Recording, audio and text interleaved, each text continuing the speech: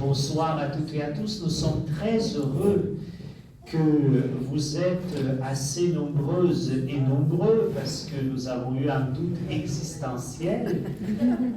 Oui, nous n'avons pas encore dépassé les records. Je ne veux pas embarrasser Sœur Catherine Aubin, les records de Zoom de Sœur Catherine qui est aux 450 personnes. Donc, nous avons l'objectif à atteindre. Mais bonjour Sœur Catherine. Bonjour Edouard. C'est un très grand plaisir et une grande joie de t'accueillir au Montmartre, au Centre Culture et Foi. Avant de continuer, est-ce qu'on vous entendez bien ça? Oui. Oui, je pense, je vois sur les visages, je connais à peu près qui il faut regarder pour avoir une idée. Hein. Alors, la question que cette rencontre, pour commencer, donc en te remerciant pour ce venu, je vais rencontrer un peu la genèse peut-être de cette rencontre, parce qu'elle n'était pas évidente. Vous savez, c'est très évident d'inviter Sœur Catherine Aubin pour parler des sujets de spiritualité. Par contre, le sujet de cette rencontre-là n'était pas évident du tout. Parce que vous savez très bien qu'il y a 2 ans, je pensais déjà 2 ans à peu près, ou 1 an et demi, hein, que Sœur Catherine a publié... Un an, voilà. Il y a 1 an, Sœur Catherine a publié un livre qui s'appelle « Mourir d'envie ou vivre d'amour, la jalousie, un obstacle pour notre vie spirituelle ».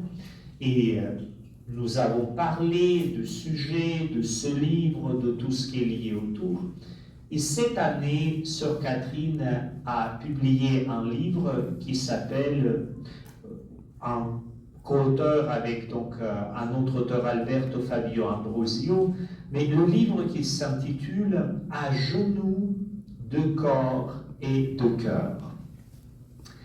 Et parler aux gens d'aujourd'hui, et vous allez m'excuser, aux gens du Québec, se mettre à genoux, c'est vider la salle. Alors, après la lecture du livre, je me suis posé les questions et j'ai proposé faire cette rencontre. Sœur Catherine m'a dit, mais de quoi va-t-on parler? Parce que s'agenouiller. Je dis, mais on va parler de thème, et c'est le thème que vous avez vu sur l'affiche. C'est accueillir les imprévus et accueillir l'imprévu avec un I majuscule, parce que ça, tout le monde y comprend. Et vous allez voir, on va y arriver, qu'il y a un lien avec le thématique des 2 livres. Alors, maintenant je vais m'adresser à Sœur Catherine, quand on accueille les imprévus, et ça arrive à tout le monde, les bus sont en retard, les gens qui arrivent un peu sans être attendus, comme dans une chanson célèbre, les visites, je ne les aime pas. Et on ne sait pas quoi faire, on fait de notre mieux, et même Dieu, il arrive. Et chaque fois, même pour vous saluer, parce que certains d'entre vous étaient presque imprévus dans mon esprit ou dans l'esprit de Sœur Catherine pour cette conférence, nous prenons certaines postures. Et voilà que la posture qui est décrite d'abord pour accueillir les imprévus, et c'est un sujet important, c'est la posture de se tenir debout. Alors, je vais poser la question à Sœur Catherine. Quelle est l'importance de cette posture, de se tenir debout, ou peut-être en comparaison ou en lien avec d'autres postures, pour commencer notre conversation de l'accueil des imprévus et de l'imprévu? Bonsoir à tous, et puis merci d'être venus. C'est toujours impressionnant. Il y en a qui restent dans le fond parce qu'ils sont timides, il y en a qui sont obligés d'aller au début. Voilà. Donc, l'imprévu, à genoux, debout. Merci pour cette question. Être debout, qu'est-ce que cela signifie? Bien évidemment, quand on parle de geste physique, le geste physique nous renvoie à bien autre chose que ce que l'on voit. Être debout, se tenir. Qu'est-ce que cela veut dire? Est-ce que c'est simplement se tenir debout sans s'appuyer à quoi que ce soit?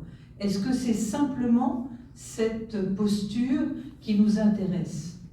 J'imagine que vous n'êtes pas là pour venir faire de la méditation en pleine conscience debout. Ce n'est pas le thème du sujet. D'ailleurs, vous voyez, j'ai besoin d'être debout pour vous parler de la stature debout. La stature debout, il y a des gens ici qui sont peut-être très malades, très atteints, et qui pourtant sont debout. Ce qui veut dire quoi? Être debout, c'est l'attitude de quelqu'un qui est relevé, qui est levé, qui est éveillé. C'est-à-dire que c'est le contraire de quelqu'un qui est couché. Quand on dit de quelqu'un, disons, cette personne-là, c'est vraiment une personne debout. Est-ce qu'on fait allusion à la stature? Non. On fait allusion à bien autre chose. Quelqu'un de debout, c'est quelqu'un qui est vivant. Mais pas vivant au sens simplement biologique, mais vivant intérieurement. Je pense que l'attitude debout, elle renvoie à tout cela. Et si on commence à regarder dans la Bible, l'attitude debout, c'est l'attitude normale. Les Juifs, dans l'Ancien Testament, se tiennent debout. C'est l'attitude normale avec quelqu'un, et c'est aussi l'attitude normale de la prière. Il y a très peu d'occurrences sur l'attitude à genoux dans l'Ancien Testament. Alors bien sûr, si on arrive au Nouveau Testament, qu'est-ce que c'est qu'être debout? Celui qui est debout et qui nous remet debout, bien sûr, c'est le Christ. C'est le Christ, en même temps, c'est aujourd'hui, pendant ces 3 semaines, les 3 semaines qui restent, c'est le temps pascal. Et le temps pascal, c'est le temps où on se met debout. On est relevé. Regardez les icônes de la résurrection. Le Christ est debout sur la croix et il tend la main pour nous relever. La première résurrection, la première guérison de Jésus dans l'évangile de Marc, c'est la belle-mère de Pierre. Pierre était donc marié. Il avait une belle-mère qui ne devait pas être commode. Les pères de l'Église disent que si elle est couchée, c'est qu'elle était jalouse. Il faut garder tout ça. Et donc la belle-mère de Pierre était couchée. C'est quand même impressionnant quand on lit Saint Marc, ce petit épisode de rien du tout, où il y a 3 versets, tous les disciples courent vers Jésus pour dire « La belle-mère de Pierre est couchée, viens voir ». Ça veut dire que cette belle-mère tenait la maison, hein, pour que rien ne tourne quand elle est couchée. Enfin, je vous dis ça parce que j'ai beaucoup réfléchi à la belle-mère de Simon. La belle-mère de Simon, je pense qu'elle nous dit beaucoup de choses. Qu'est-ce que vient faire Jésus? C'est très simple, en un verset, il prend la main de la belle-mère, la relève. Quel est le verset suivant? Et elle les servait. Ça, pour moi, c'est extraordinaire. Nous sommes remis debout pour servir. Ce qui veut dire quoi? Ce qui veut dire que j'ai vécu à Paris dans une communauté, la communauté de Saint-Leu, qui est une communauté dominicaine, avec des gens de tous azimuts, des gens qui étaient dans la rue, mais aussi on avait la femme de Jacques Chirac. C'est pour vous dire que c'était vraiment tout l'éventail. Et on recevait tous les midis des pauvres, et pas des pauvres, de toutes sortes de gens. On recevait une vingtaine de personnes tous les jours à manger. Et je me suis aperçue, j'étais postulante à l'époque, c'était il y a très longtemps, et je me suis aperçue que on ne peut pas servir quand on souffre. On ne peut pas servir les autres quand il y a trop de blessures, de souffrances. Et je l'ai vu de mes propres yeux. C'est-à-dire qu'on était là dans cette communauté avec les sœurs et puis les autres, et on voyait bien que ceux qui servaient, ce sont ceux qui avaient retrouvé une certaine paix, une certaine guérison intérieure.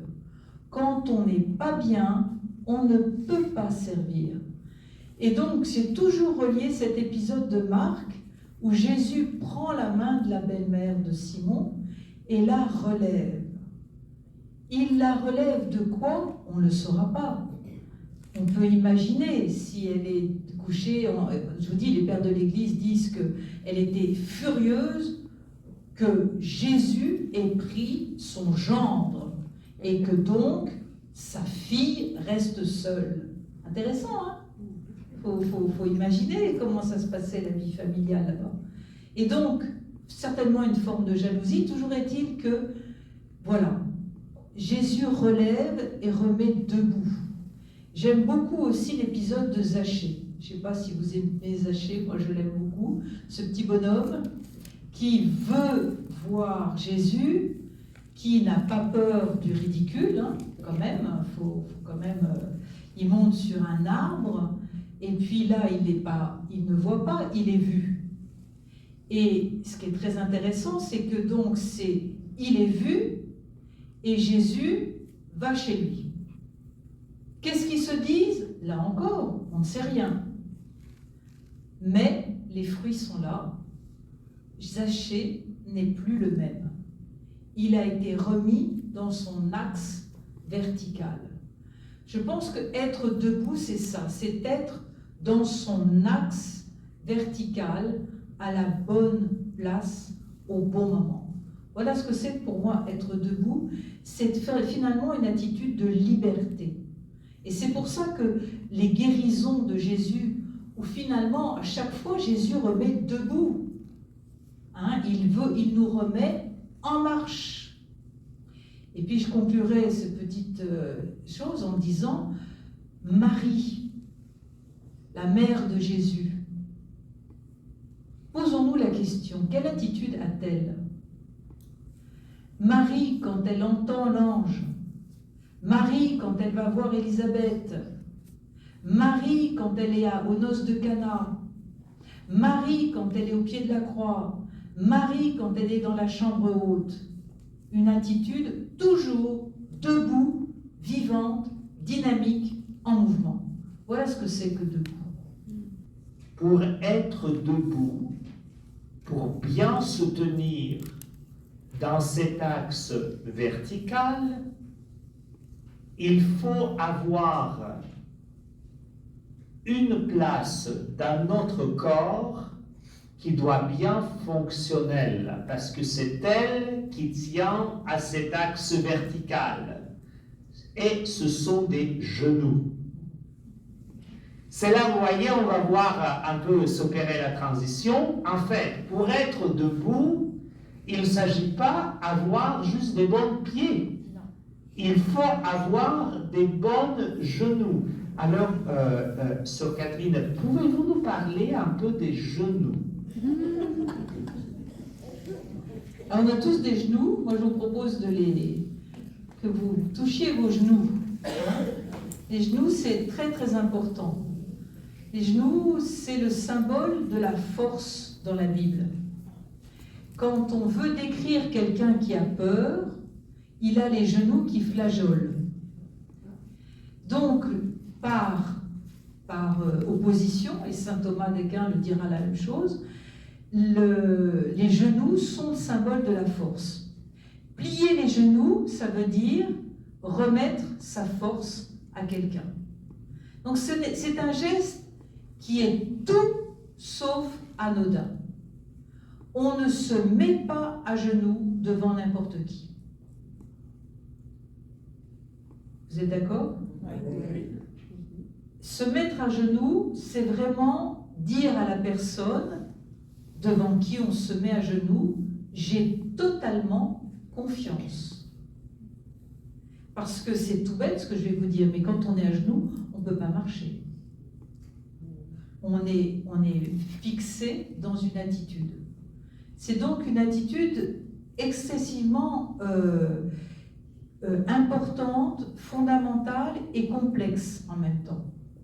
Complexe parce que être à genoux, on croit que c'est une attitude de soumission de quelqu'un qui se rabaisse. N'oublions pas que la première personne qui se met à genoux dans la Bible, dans le Nouveau Testament, c'est Jésus, au lavement des pieds. Jésus, au lavement des pieds, se met à genoux pour nous laver les pieds. Je pense que là, c'est de là que nous devons réfléchir. Non pas à notre propre position à genoux, mais à la sienne. Alors là aussi, encore une fois, les pères de l'Église disent « Mais où a-t-il pris ce geste de laver les pieds ?» Et saint Augustin, parmi d'autres, dira que Jésus a pris ce geste de la femme qui est venue chez Simon le pharisien pour baigner ses larmes, les pieds de Jésus avec ses larmes et les couvrir de parfum. On peut faire des liens, et je trouve ça très beau. Donc, se mettre à genoux, c'est une attitude de confiance. Et je pense que être à genoux, pour chacun de nous, vient d'une vision. On ne se met pas à genoux par automatisme. On se met à genoux parce qu'on voit. Non pas avec ces yeux-là, mais avec les yeux du cœur. On voit autre chose qui nous met à genoux. Je pense à Étienne dans les Actes des Apôtres, qui, au moment d'être lapidé, se met à genoux pour implorer le pardon pour ceux qui le lapident. Je pense à Jésus, à l'agonie, au jardin des Oliviers, qui se met à genoux. Pourquoi? Catherine de Sienne, que nous allons fêter samedi. Catherine de Sienne, cette mystique du XIVe siècle, qui parle à Jésus comme je suis en train de vous parler, et qui dit à Jésus, « Jésus, pourquoi as-tu sué du sang à ton agonie ?» Et Jésus lui répond, « Parce que j'ai vu les libertés humaines qui allaient me dire non, qui allaient refuser mon salut. » Donc, l'agenouillement de Jésus à l'agonie vient d'une vision. On ne se met pas à genoux par une posture automatique, ça vient du plus profond. Je pense aussi à un exemple très contemporain, celui de Helmut Kohl, le président de la République d'Allemagne de l'Est, de l'Ouest, qui, dans les années 70, se recueille devant la tombe du juif inconnu. Tout le monde est là, tous les journalistes sont là, et alors, contre toute attente, cet homme se met à genoux. Pas 10 secondes, pas 30 secondes, mais au moins 2 à 3 minutes. Un geste que tout le monde va interpréter, bien évidemment, comme un geste de pardon pour tout ce qui s'est passé pendant la Deuxième Guerre mondiale. Et l'année suivante, cet homme recevra le prix Nobel de la paix. Donc vous voyez, c'est un geste qui va bien au-delà d'une posture. Un geste comme celui du président de la République d'Allemagne de l'Ouest a fait changer les postures des autres. Vous voyez que se mettre à genoux, et j'ai encore un autre exemple, l'exemple de Edith Stein, on est toujours dans la même époque. Edith Stein, cette philosophe allemande qui est juive et qui s'est convertie pour entrer chez les carmélites, mais avant elle a un petit épisode qu'elle relate, un épisode insignifiant.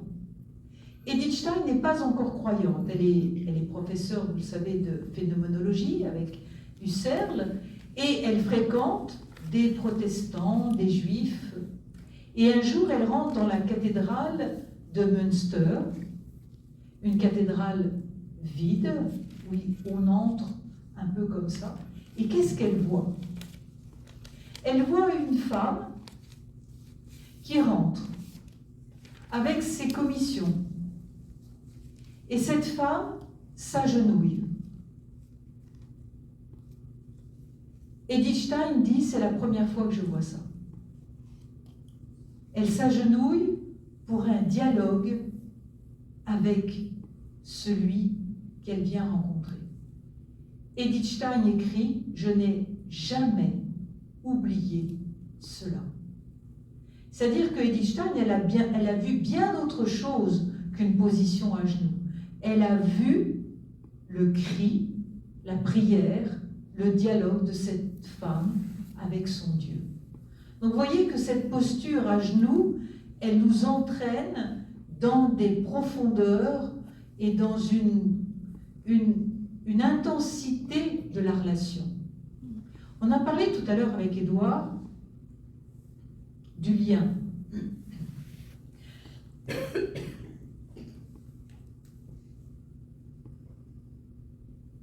Et je pense que l'attitude à genoux, c'est une attitude qui nous met en lien avec Dieu, qui nous met en solidarité avec tous ceux qui ne peuvent pas se mettre à genoux. Et c'est aussi un lien social. La preuve, ce président qui se met à genoux et qui va changer l'attitude. C'est une attitude qui est le contraire de l'attitude du péché originel. Que ça soit... Oui, je suis désolée, ça m'arrive. On va...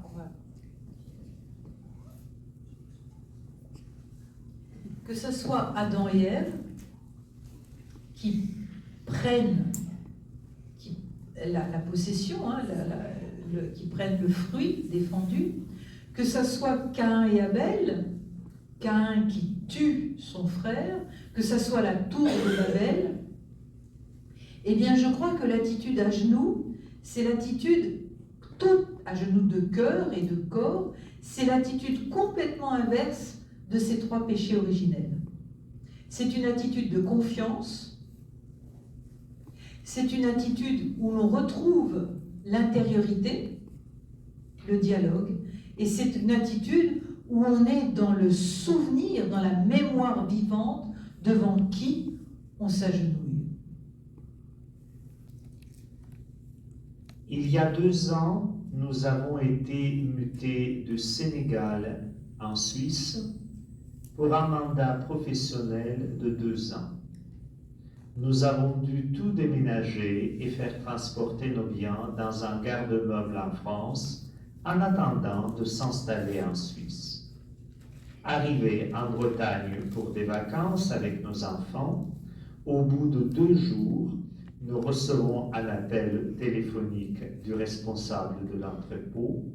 Celui-ci nous annonce que le garde-meuble a brûlé totalement et que nous n'avons plus rien. Je regarde mon mari, c'est une femme qui parle, et mes enfants, et je leur dis, à genoux, tous et tout de suite, Faut-il attendre les drames pour se mettre à genoux? C'est-à-dire, faut-il être mis à genoux par la force, ou il y a quand même un mouvement où nous pouvons précisément aller ou se mettre à genoux autrement? Ben, c'est une terrible question, hein, Édouard. Ah oui, hein?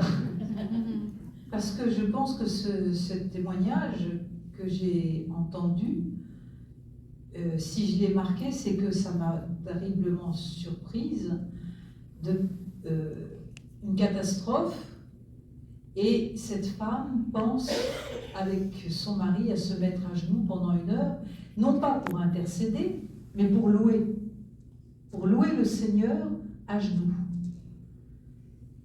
Je dois dire que ça m'a interpellée, c'est pour ça que je l'ai mis en début de livre. Je me suis dit, mais quelle foi, quelle confiance, quelle grâce aussi de quelque chose qui nous tombe dessus, cette catastrophe, parce que c'est quand même, quand on a 3 enfants, ne plus rien avoir du jour au lendemain, ça ne doit pas être facile, et d'avoir ce réflexe de se mettre à genoux. Et ce que tu viens de dire, ce que je n'ai pas dit, elle loue avec toute sa famille, ouais. C'est-à-dire, c'est pas une lamentation, c'est pas la prière de demande, c'est une prière de louange. Une prière de louange qu'on pourrait imaginer debout normalement, mais elle l'a fait à genoux. Et c'est vrai que ça m'a introduit dans une. C'est un geste questionnant, quoi. Se mettre à genoux alors que la plupart d'entre nous, quand il nous arrive quelque chose de négatif, c'est pas la première réaction, hein. On va pas se mettre à genoux. La première réaction, c'est pourquoi ça m'arrive, pourquoi, et puis petit à petit, on va avoir une démarche de foi. Alors, faut-il attendre des catastrophes pour se mettre à genoux? Non, bien sûr que non. Et c'est pour ça aussi peut-être que je tiens à ce livre. C'est parce qu'il me semble, mais que l'invitation de ces 2 ans de confinement, de ce qui se passe dans le monde, c'est une invitation à l'intériorité. Et c'est une invitation justement à être à genoux intérieurement. Ça veut dire quoi? Ça veut dire être proche du sol, être proche de ses limites. Il y a quand même, je ne sais pas ce que vous en pensez, mais on ne va pas gloser là-dessus, mais on a quand même vécu 2 ans de confinement sans se voir, sans pouvoir célébrer la messe, sans pouvoir se rencontrer. On est sorti du confinement et on reprend notre vie normale. On a déjà oublié. Et là, je me dis, il y a quelque chose qui ne va pas. Même pour nous, chrétiens, que se passe-t-il? On a vécu, et ça a été une source de grâce aussi, le confinement, hein. Ça a été pour certains un retour à la maison intérieure aussi, pas seulement à la maison extérieure. Et comment se fait-il qu'on reprenne tout d'un coup nos activités, qu'on soit branché sur l'extérieur, qu'on soit agité, éparpillé? Et pour moi, être à genoux de cœur, ça veut dire reviens. Reviens à cette attitude où tu épouses tes limites, tu épouses l'imprévu, tu épouses ce qui se passe. C'est ça, être à genoux de cœur. C'est-à-dire, n'attends pas qu'il y ait des catastrophes. Reste dans cette attitude intérieure de dépendance, mais une bonne dépendance. Une dépendance où le Seigneur nous parle au-dedans, nous fait sentir là où on doit être. Faut-il entendre ce mot dépendance comme le mot d'être soutenu et accompagné aussi, d'être accueilli? Et c'est là que j'aimerais bien te poser la question, parce que dans le livre, il y a un petit, disons, passage, une partie, mais que tu as beaucoup plus développé dans un de tes autres livres sur la prière de Saint Dominique, une des manières corporelles essentielles de prière pour Saint Dominique, mais je pense pour chaque chrétien, c'est précisément de savoir se mettre à genoux, précisément parce que c'est un geste de lien. Mais le lien, non pas dans la bravoure, non pas dans la revendication, mais dans l'accueil. C'est d'ailleurs pour cela que j'ai proposé le titre « Accueillir les imprévus, l'imprévu ». Il y a des accueils et des accueils. On peut subir les choses. Or, précisément, très souvent, en tout cas, ici je comprends bien, le geste de se mettre à genoux, c'est un geste d'accueillir ce qui vient. C'est exactement ça, parce que en hébreu, genou se dit Berek, qui est de la même racine que Baruch, qui veut dire bénédiction.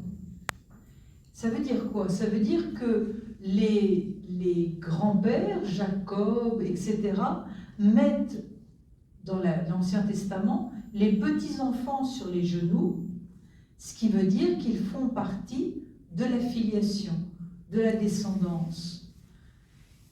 En latin, genou a la même racine que genèse et engendrement. Donc vous voyez, il y a quelque chose dans l'attitude à genoux qui fait que on se laisse engendrer. Il y a ce fameux passage de Élie. Il ne pleut pas, dans l'Ancien Testament, il ne pleut pas pendant des semaines, et on vient lui dire fais quelque chose pour qu'il pleuve, et Élie va mettre sa tête entre ses genoux, se mettre à genoux, dans une attitude d'enfantement. 7 fois, et il va pleuvoir. Donc je pense qu'il y a effectivement l'accueil, être à genoux, et puis se mettre à genoux intérieurement, c'est à la fois, et on le voit bien dans cet exemple de Marie-Thérèse avec son garde-meuble, c'est engendrer une autre attitude. Se mettre à genoux de cœur, c'est engendrer en soi une autre posture, une autre attitude. Et si je dois faire le lien avec la jalousie, si nous sommes intérieurement à genoux, nous ne pouvons pas être jalouses. Pourquoi on ne peut pas être jalouse si on est à genoux? Ou si je dois renverser la question, si on a la difficulté de se mettre à genoux, parce que précisément on est jaloux et jalouse, quel est le lien entre les deux? Mais je pense que le lien, c'est une question de posture. Être jaloux, c'est déjà être déporté de soi-même. On n'est plus au cœur de soi-même. On est déporté sur l'autre qui me fait envie, sur l'autre que je convoite. Alors que être à genoux intérieurement, c'est être au cœur de soi-même. La jalousie, c'est vraiment le déportement. Je ne suis plus à la bonne place.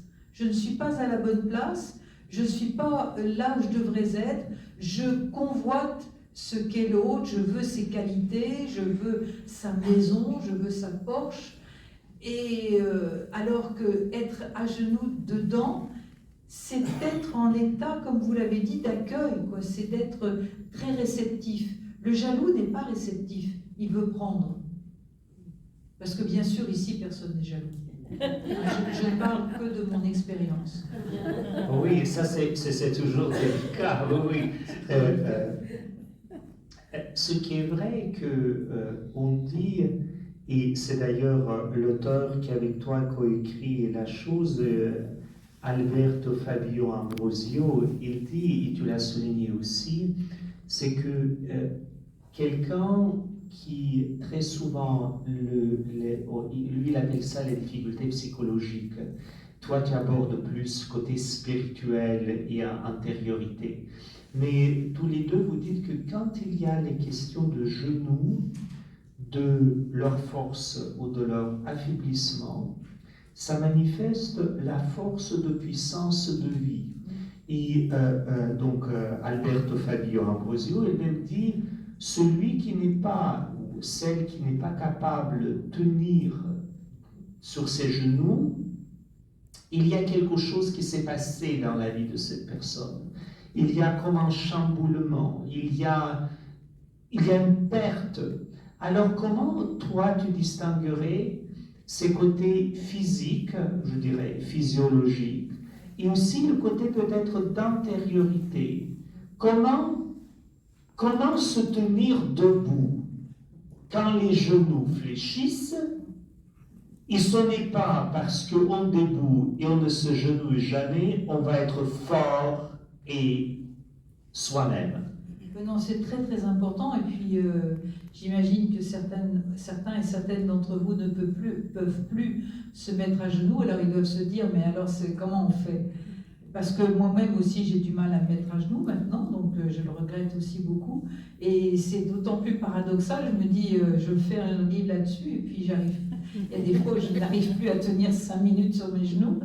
Et bien évidemment, ce n'est pas uniquement la posture physique, hein, c'est cette posture intérieure. Puis en même temps, c'est vrai qu'il faut se poser la question, nos membres corporels font référence à bien autre chose. Avoir mal à la main, ce n'est pas la même chose qu'avoir mal aux épaules, qu'avoir mal au coude ou avoir mal aux genoux.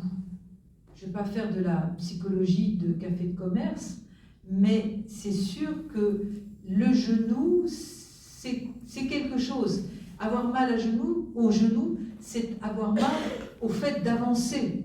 On ne peut plus avancer, on ne peut plus soutenir une marche longue. Bon, c'est aussi quelque chose, enfin il y a plein de petites choses comme ça qu'on peut intuitivement, c'est pas la peine d'aller voir un psychologue, hein, on peut intuitivement se poser la question, pourquoi mes genoux ne fonctionnent plus, qu'est-ce qui se passe? Donc, je crois que c'est très important de naviguer pour soi-même entre le corps, le physique, le spirituel et le psychologique. On est tout un. On n'est pas, il n'y a pas des strates comme ça, on est tout un. Quand on a mal quelque part, ça veut dire qu'il y a quelque chose que je dois entendre. Et donc les genoux, c'est forcément quelque chose, tu l'as dit, de l'ordre du soutien, de l'ordre de l'accueil. Qu'est-ce qui se passe si mes genoux ne fonctionnent pas bien? Pourquoi? Pour qui? Comment? Oui, je vais mener vers la fin notre conversation, nous deux, parce qu'après il y a la conversation avec toutes les participantes et participants. Personne ne sera surpris que je citerai une femme qui tenait debout pendant des heures, et elle savait le faire, donc c'est la reine Elisabeth II, elle savait comment se tenir debout, et même à l'âge très avancé, elle se tenait debout, et un jour, en faisant la promenade à côté du militaire, elle a dit à un militaire, elle a dit, mon garçon, êtes-vous fatigué? Il a dit non. Il a dit, mais dans ce cas, redressez vos genoux et tenez comme il faut. C'est un exemple qui est très précis, mais je vais conclure notre conversation d'ailleurs sur une partie par laquelle le livre se termine. C'est que le dernier petit morceau dans ce livre, il s'intitule « S'agenouiller devant Dieu, le seul geste de dignité humaine ». Et tu parles de Eti il Sum. J'aimerais bien que notre conversation à deux se termine un peu, que tu nous parles de cela. Pourquoi s'agenouiller, c'est le seul geste de la dignité humaine à partir d'Eti il Sum? Parce que je pense que c'est un geste. Il faut resituer Eti il Sum, hein, vous la connaissez, Eti il Sum, la vie bouleversée, cette femme qui va en 2 ans faire un voyage extraordinaire d'intériorité et qui va, dans les dernières années, dans les derniers mois, pardon, alors qu'elle se disait la femme qui ne savait pas s'agenouiller, hein, et donc elle va redécouvrir l'agenouillement parce qu'elle découvre aussi le mal. Elle découvre le mal à l'extrême avec les camps de concentration et le massacre des Juifs, mais elle découvre le mal aussi en elle. elle le dit plusieurs fois dans son journal, qu'elle est capable de faire la même chose, qu'on est tous capables de faire le pire. Et donc, il y a une espèce de solidarité chez Ethel Soum qu'elle nous apprend. Et elle nous apprend aussi par ce geste la responsabilité. Rappelez-vous quand même les dernières paroles d'Ethel Soum, c'est « Ce n'est pas à toi, Seigneur, de nous aider, mais c'est à nous de te trouver un toit et de t'aider. » Et on ne peut parler à Dieu de cette façon-là qu'en étant à genoux. Donc, je pense qu'il y a tout ça chez Ethel Soum. Alors, Sœur Catherine Aubin, merci beaucoup pour cette conversation. Avant de passer à la conversation avec toutes les participants et participantes, je vais juste conclure en te remerciant en disant que c'est très étonnant pour moi. Moi, j'avais frappé pour le geste s'agenouiller depuis toujours, parce que dans l'iconographie et dans la peinture italienne, avant le XIVe siècle, qui est très proche de l'iconographie, dans la scène de l'Annonciation, Gabriel est à genoux devant Marie. La force de Dieu s'agenouille devant l'être humain. C'est peut-être même la chose de lavement de pied qui se déjà profile. Et dans l'iconographie de l'Annonciation, l'ange Gabriel est toujours avec le genou fléchi, qui est incliné. C'est-à-dire, il n'est pas celui qui se tient dans la droiture de maître qui ordonne. Ça, c'est très intéressant. Donc, merci beaucoup pour nous faire réfléchir sur cela. Et maintenant, je vous invite à prendre la parole si vous voulez faire un commentaire, poser une question. Voilà, maintenant, nous aurons à peu près 1 heure jusqu'à 20h45 si nous en voulons. Si nous s'arrêterons un peu plus tôt, c'est pas de problème, mais si nous voulons prendre du temps, nous avons 1 heure de conversation autour de sujets. Se tenir debout, se mettre à genoux, ou comme dit la partie que vous ne voyez pas sur la couverture, pourquoi s'agenouiller? Pourquoi pas?